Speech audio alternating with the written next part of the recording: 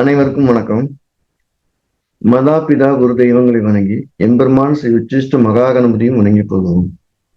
அனைவருக்கும் நீண்டாய் நிறைந்த செல்வம், உயர்ந்த புகழ், மெய்ஞானம், பேரறிவு, பிரபஞ்ச ஞானம், பிரச்சனை அறிவு அனைத்தும் நிரம்ப கிடைக்கட்டும். அனைவருக்கும் எனது மானசீகமான வாழ்த்துக்கள், மானசீகமான ஆசைகள். அனைவரையும் ஜிகசோ அன்போடு வரவேற்கின்றேன். அனைவருக்கும் ஸ்ரீ உச்சிஷ்ட மகாகணபதி ஆசைகள் பரிபூர்ணமாக கிடைக்கட்டும். நம்ம இன்னைக்கு பார்க்கப்படுற பதிவு செவ்வாயுடைய கிரக அமைப்பும் சொத்துகளும் அப்படிங்கிறத பார்க்க போறோம். சொத்தை குறிக்கக்கூடிய கார கிரகம் செவ்வாய். அது என்ன மாதிரி கிரக நிலைகள்ல இருந்தா சொத்துல நமக்கு பிரச்சனைகள் வரும் அப்படிங்கிறத மூணு கிரகத்தை மட்டும் வச்சு பார்ப்போம். சொத்துக்களை முதல்ல பிரச்சனை தரக்கூடிய கார கிரகம் ராகு, ரெண்டாவது கார கிரகம் கேது, மூணாவது கார கிரகம் புதன். அப்ப செவ்வாய் கூட ராகு சேருது அப்படின்னா அவங்க வில்லங்கமான சொத்துக்களை, அவங்களுக்கு தகராறு பிடிச்ச சொத்துக்களை அவங்க வாங்கிடுறாங்க. அதனால பெரும் பிரச்சனை வருது. அந்த பிரச்சனை அடிதடி, வில்லங்கம், சட்டம், அது நிறைய பிரச்சனை கொண்டு வந்து வருது. நிம்மதி இல்லாம போயிடுது. ரெண்டாவது, செவ்வாறாக சேர்க்கிறவங்க சொத்துக்களை அடமானம் வைக்கிறாங்க. அதன் மூலம் நிறைய வட்டி கேட்டு வட்டியிலிருந்து மீள முடியாத அளவுக்கு ரொம்ப சிக்கலும் வந்துடுது. மூணாவது, செவ்வாயிற்கு சொத்துனாலேயே உறவுகளை பிரிஞ்சு வெளியேறியிருக்காங்க. உறவுகளையும் பிரிஞ்சு வெளியேறியிருக்காங்க. அப்ப செவ்வாறாக சேர்க்கையினால சொத்துக்கள், உறவுகள் இந்த ரெண்டுமே பிரிஞ்சு போறதுக்கான வாய்ப்புகள் நிறைய கொடுத்துரும். அடுத்து செவ்வாய்க்கு இது ஆரம்பத்துல நல்ல நட்போட போற மாதிரி இருந்தாலும் கூட பின்னால் அது பெரும் வழக்குகளை ஏற்படுத்துறதுக்கு மூல காரணமா இருக்கும். செவ்வாய்க்கு சேர்க்க இருக்கவங்களும் சொத்துக்கள் இருக்கிறவங்க வழக்குனால, இல்ல சொத்து பாகம் பிரிக்கக்கூடிய பட்டாக்கள்னால, பாக பிரிவினையினால பெரிய லெவல்ல பிரச்சனை பண்றாங்க.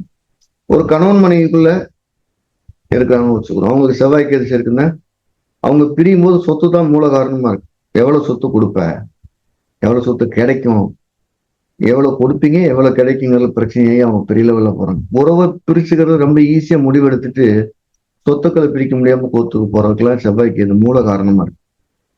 செவ்வாய்க்கு சொன்னதெல்லாம் செவ்வாய்க்கு எதுக்கு பொருந்தும்னாலும் கூட கொஞ்சம் டீசெண்டா இருக்கிறது செவ்வாய்க்கு எது, அன்டீசெண்டா இருக்கிறது செவ்வாய். ஆனா ரெண்டுமே கடுமையான பிரச்சனைகளை கொடுக்கும். நீங்க பிரச்சனையே இல்லாம தனியா ஒரு வீடை வாங்கி கட்டினா கூட வீட்டின் ஒரு பகுதி பயன்படுத்தப்படாமலே கிடக்கும். அதான் செவ்வாறாக செவ்வாய்க்கு. சொத்து ஒண்ணு வாங்குறீங்க, 5 சொத்து வாங்கினா ஒரு சொத்து பயன் இல்லாமே கிடக்கும். சோ அவங்களாம் என்ன செய்யறது? இந்த செவ்வாய் பாதிக்கப்பட்டிருக்கக்கூடியவங்க எல்லாமே பூமிநாதர் அப்படின்னு சொல்லக்கூடிய பூமிக்காரக்கூடிய தெய்வங்களை தீர்க்கமா கும்பிடலாம். மனச்சூர் போய் கும்பிடலாம், வைத்தியநாத பெருமாளை கும்பிடலாம், முருகனை கும்பிடலாம், பைரவர் கும்பிடலாம். செவ்வாயோட கார தெய்வங்களை தொடர்ந்து கும்பிடுறது மூலியமா அந்த பிரச்சனை அளவு குறையும், இல்லைன்னு போகாது. இவங்க வாஸ்து குறைபாடு இதெல்லாம் சரி பண்ண முடியாத வாய்ப்பே இல்லை. வாஸ்து குறைபாடு இருந்தே தீரும். என்ன பண்ணாலும் இருக்கும். நீங்க கட்டி முடிச்சுட்டு பக்கத்து வீடை கட்டுவான், நம்மளோட உயரமா இருக்கும், அவனால நம்ம மேல போகும், ஏதேனும் ஒரு பிரச்சனை எல்லாம் போகாது. அதெல்லாம் இவங்க எல்லாம் வாஸ்து குறைபாடை சரி பண்றங்கிற பேர் வழின்னு போய் வெட்டி செலவு பண்ண வேண்டாங்கிறது என்னோட அபிப்பிராயம். என்னோட தனிப்பட்ட கருத்து.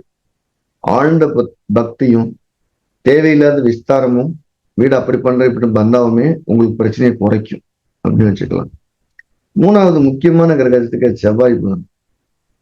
செவ்வாய் புதன் பார்வை அல்லது சேர்க்கை இது சைலண்டா வீட்டு பிரச்சனையை பெருசு பண்ணிக்கிட்டே இருக்கும். ஒரு பெரிய இடத்த வெடிகுண்டு வச்சு தவிர்க்கணும்னா அது செவ்வாறாக செவ்வாய். அப்படி இல்லாம சும்மா கடப்பறை போட்டு நம்பிக்கிட்டே மெல்ல மெல்ல மெல்ல சாய்க்கணும்னா அது செவ்வாய் புதன். செவ்வாய் புதன் சேர்க்கை இருக்கவங்களுக்கு, இல்ல செவ்வாய் புதன் பார்வை இருக்கவங்க உறவினர்களால், உறவுகளால் இட தொந்தரவோ பட்டா தொந்தரவோ இல்லாம ஒருத்தர் கூட போகல. அந்த பிரச்சனையை அப்படியே மெல்ல வளர்த்து ஒரு ஸ்டேஜ்ல பக்கத்து வீட்டுக்காரனுக்கு பயந்துகிட்டோம், இல்ல பட்டால இருக்கிற பிரச்சனைக்கு பயந்துகிட்டோம், நம்ம கொஞ்சம் நஷ்டமானாலும் பரவாயில்ல வித்துட்டு போகிற சூழ்நிலையே ஏற்படும். இந்த 3 கிரக சேர்க்கை இருக்கவங்களுக்கும் சொத்துக்கள் மீது, இடத்தின் மீது, நிலங்கள் மீது, மனைவி மீது வில்லங்கம் இல்லாமல் போவதில்லை. தரவா செக் பண்ணி பாருங்க. இது எப்ப அதிகமாகுது? செவ்வாய் ராகு, செவ்வாய் கேது, செவ்வாய் புதன் மேல கோச்சாட்டுல ராகு கேது வரக்கூடிய காலங்கள்ல பிரச்சனையுடைய அளவு ரொம்ப அதிகமாகும். இந்த செவ்வாய் ராகு, செவ்வாய் கேது, செவ்வாய் மேல கோச்சார குரு வரக்கூடிய பிரச்சனை மட்டுப்படுகிறது, இல்லைன்னு போறதில்லை. இந்த கிரக சேர்க்கையை குரு பார்க்கும்போது பிரச்சனை மட்டுப்படுகிறது, இல்லைன்னு போறதில்லை. இந்த செவ்வாய் கேது செவ்வாய் புதனுடைய தசாபுத்தி காலங்கள் இந்த பிரச்சனை அப்நார்மலா போயிடும். சில ஊரை விட்டு ஊருக்கு தலைமறைவாயிடுறாங்க, சில அழுதிரி ஆயிடுது, சிலருக்கு கொலைகேஸ் வருது, அந்த கிருமியினுடைய அளவு அதிகரிக்கும். ஸோ இப்படி இருக்கிறவங்க எல்லாம் 1க்கு 2 முறை இல்லீகல் ஒப்பீனியன் பார்த்துக்கணும், இடத்துல பிரச்சனை வராமல் பார்த்துக்கணும், வீடை சுருக்கமா காட்டுங்க. ஒரு இடத்துல இடம் வாங்கி போடாம 2-3 இடங்கள்ல வாங்கி போடலாம். ஒரே இடத்துல போய் மாட்டி பூரா பணம் சிக்க வைக்காதீங்க. இடத்துல இன்வெஸ்ட் பண்ணணும்னு நினைக்கிறவங்க இவங்க எல்லாம் 2-3 இடங்கள்ல இன்வெஸ்ட் பண்ணுங்க. ஒரே இடத்துல இன்வெஸ்ட் பண்ணி சிக்கிக்கிற போறீங்க. ரொம்ப கூடுதல் கவனமா இருக்க வேண்டிய கட்டாயம். இதுல ஒரு கூடுதலான ஒரு தகவல் என்னன்னா, செவ்வாய் ராகு சேர்க்கை அல்லது செவ்வாய் கேது சேர்க்கையில செவ்வாய் வக்கரமா இருக்குன்னு வச்சுக்கோ, இல்ல செவ்வாய் புதன் சேர்க்கையில புதனோ செவ்வாயோ புதன் வக்கரமா இருக்குன்னு வச்சுக்கோ, செவ்வாய் வக்கரமா வாய்ப்பு இல்லை, புதன் வக்கரமா இருக்குன்னு வச்சுக்கோ, இந்த பிரச்சனைகள் இருக்கும், ஜாதகரை பாதிக்காது. பிரச்சனை இல்லாம போகாது. அந்த பிரச்சனை இருக்கும், அவர் அதுல சேஃபா வாழ்ந்துட்டு இருப்பார். அப்ப செவ்வாய் சேர்க்கை இருந்தா கூட அங்க வக்கரம் இருக்கான்னு பாத்துக்குங்க. செவ்வாய்க்கு சேர்க்கை இருந்தாலும் அங்க செவ்வாய் வக்கரமா இருக்கான்னு பாத்துக்கு. செவ்வாய் புதன் சேர்க்கையில புதன் வக்கரமா இருக்கான்னு பாத்துக்கு. ஒருவேளை செவ்வாய் புதன் பார்வையில செவ்வாயும் வக்கரமா புதன் வக்கரமா இல்லைங்க, என்ன வந்தாலும் பேசாம இருப்பார், கண்டுக்கிறவே மாட்டார். அப்ப நான் சொல்லக்கூடிய இந்த 4 கிரகங்கள்ல செவ்வாய் புதன் ராகு, இதுல செவ்வாய் புதன் 2 பேரும் வக்கரமா இருக்கிறாங்கன்னு நீங்க பயப்பட வேண்டிய அவசியம் இல்லை. தாராளமா துணிஞ்சு போராடலாம். வக்கரம் இல்லைன்னா கவனமாக இருப்பது சால சிறந்தது.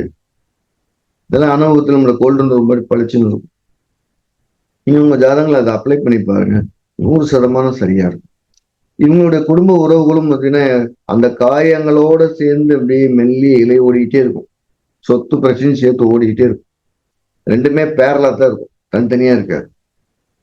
ஸோ அப்படி இருக்கவங்க கொஞ்சம் முன் ஜாக்கிரதையாக முன் நடவடிக்கை எடுத்து வாழ்வது சால சிறந்தது அப்படின்னு நான் சொல்லிக்கிறேன். நம்ம ஜிகாஸோட என்ன பண்ணிட்டு இருக்கோம்னா, அனுபவமாக சரியாக வரக்கூடிய விதிகளை தொகுத்து ஆய்ந்து உரைத்து பலருக்கும் பயன்படணும்னு எளிமைப்படுத்தி சொல்லிக்கிட்டே வர்றேன். கேட்க உங்க ஜாதகங்களை ஒப்பிட்டு பாருங்க, கண்டிப்பா சரியா இருக்கும். அப்படிங்கிறது தன்னால் மீட்டெடுக்க முடியும்னு நான் நம்புறேன். உங்களுக்கு ஒரு ஜோதிடம்ங்கிறது மிகச்சிறந்த வழிகாட்டியா இருக்கும். அப்படி எல்லாருக்கும் ஜோதிடம் போய் சேருங்கிறது தான் என்னோட விருப்பம். படிக்க விருப்பம் இருக்க கீழே நம்பர்ல பதிவு செய்து முன்பதிவு செய்துக்கலாம். நம்ம ஏற்கனவே எனக்கு ஜோதிடம் தெரியும், அது பலன் சொல்றதுக்கு மட்டும் தடுமாற்றமா இருக்கு அப்படிங்கிறவங்க ஜூன் 4ஆம் தேதி தொடங்கி 2 பேட்சா 24ஆம் வகுப்பு ஜோதிடத்தோட உயர்நிலை வகுப்பு நடத்திருக்கோம். படிக்கணும் விருப்பம் இருக்கு கீழே நம்பரை தொடர்பு கொண்டு பதிவு செய்துக்கலாம். ஒரு அற்புதமான வகுப்பா இருக்கும். அது இல்லாம எதிர்ஜாத கூட்டுறவு அப்படிங்கிற ஒரு 2 ஜாதகங்களை ஒப்பிட்டு யார் ஜாதகம் யாரோட ஜாதோட வலிமையா இருக்கு, இப்படி இந்த இணைஞ்சு போனா எப்படி இருக்கும், பிரிஞ்சு வந்தா என்ன மாதிரி இருக்கும் அப்படின்னு 2 ஜாதகத்துடைய உறவுகளை, பொருளாதார நிலைகளை, தன்மைகளை விளக்கக்கூடிய எதிர்ஜாத கூட்டுறவு எனது ஆய்வில் வெளிவந்த அந்த நூல் வகுப்புகளாக 2 நாள் வகுப்புகளாக ஜூன் 20, 21 சென்னையில் நேரடி வகுப்பு நடக்க காத்திருக்கு. படிக்கணும் விருப்பம் இருக்கவங்க சரிங்களா. ஜோதிடத்தில் நீங்க எந்த சப்ஜெக்ட் படிக்கிறதுனாலும் கீழே நம்பர்ல பதிவு செய்துக்கலாம். ஒரு தலை சிறந்த வழிகாட்டியா அவங்க கூட சேர்ந்து நானும் பயணிக்க விரும்புகிறேன். அனைவருக்கும் எம்பெருமான் ஸ்ரீ உச்சிஷ்ட மகா கணபதி உங்க கூடவே பயணிச்சு உங்க பிரச்சனை இல்லாத வாழ்க்கை கொடுப்பாருன்னு நான் வேண்டி விரும்பிக்கிறேன். அனைவருக்கும் எனது மானசீகமான வாழ்த்துக்கள், மானசீகமான ஆசைகள்.